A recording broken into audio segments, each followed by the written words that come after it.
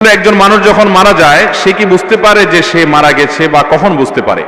ভাইরা আমার, মানুষের মৃত্যুর ঠিক শেষ মুহূর্তে যখন তিনি মৃত্যুবরণ করেন নাই, আল্লাহ তাআলার পক্ষ থেকে নিযুক্ত ফেরেশতারা হাজির হয়ে যান।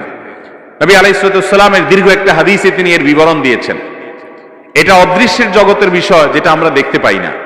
এটা জানার একমাত্র উপায় হলো ওহী। আল্লাহ তাআলা স্বয়ং ওহীর মাধ্যমে নবীজি সাল্লাল্লাহু আলাইহি সাল্লামকে জানিয়েছেন, তার মাধ্যমে আমরা জেনেছি। এটি আমাদের জানার সূত্র, কারণটা দেখার জিনিস না, আলমুল গায়েব বা অদৃশ্যের জগতের বিষয়। ওহী নির্ভর জ্ঞান ছাড়া এ বিষয়ে জানার কোনো উপায় নেই।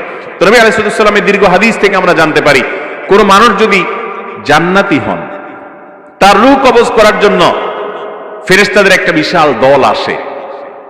তারা এত সুন্দর করে আসে, উপস্থাপন হয় ওই লোকের সামনে যে তাদের আচার আচরণ, তাদের ওই লোকটাকে অভিবাদন জানিয়ে আখিরাতের জগতে নিয়ে যাওয়ার জন্য, ওয়েলকাম জানানোর জন্য আসার যে ব্যবস্থাপনা, দামি মূল্যবান পাত্র, রুমাল, সেখানে রূহ কবজ করে নেওয়া, সেগুলোর জন্য যে আয়োজন থাকে, এটা দেখতে দেখতে সে আল্লাহর বান্দা, নেককার বান্দা, ইমানদার মানুষটা, জান্নাতি মানুষটা হাসতে হাসতে তার রূহটা বের হয় এবং দুনিয়া থেকে চলে যান।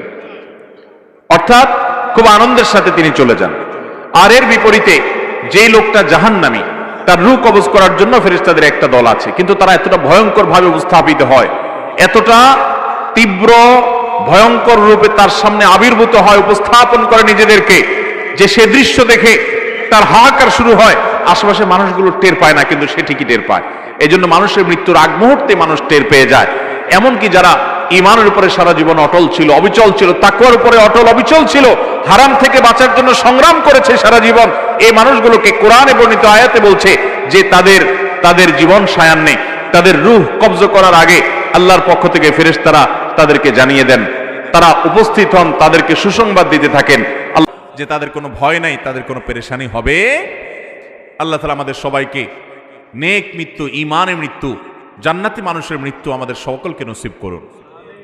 তাহলে এই হাদিস এবং আয়াত, বিভিন্ন আপনার জান কবজের সময়কার, পূর্বেকার ফেরেশতাদের মহড়া, প্রস্তুতি, এগুলোর বিবরণ থেকে বোঝা যায় যে আশেপাশে মানুষ টের না পেলেও যার রূহ কবজ হচ্ছে তিনি ঠিকই টের পান। ভালো মৃত্যু, ঈমানের মৃত্যুর জন্য বেশ কিছু আমল আছে ভাই। সে আমলগুলো আমরা কোনো একটা মাহফিলে আলোচনা করবো ইনশাআল্লাহ। এই ঈমানের মৃত্যুর জন্য একটা কমন আমল হলো যে আমরা সবসময় ঈমান এবং নেক আমলের উপরে, ফরজ কাজ করার উপরে, এই যে ফজরের সময়, শীতের সময় ফজর নামাজ পড়া কষ্টকর, কিন্তু কষ্ট উপেক্ষা করে হলেও করবো। এইভাবে আপ্রাণ যদি চেষ্টা করে যান, নিজের সঙ্গে নিজে লড়াই করে যদি আল্লাহর ফরজ বিধান মানেন, হারাম থেকে বাঁচার চেষ্টা করেন, আপনার মৃত্যুর সময় ঈমান সাথে নিয়ে আপনি যেতে পারবেন ইনশাআল্লাহ।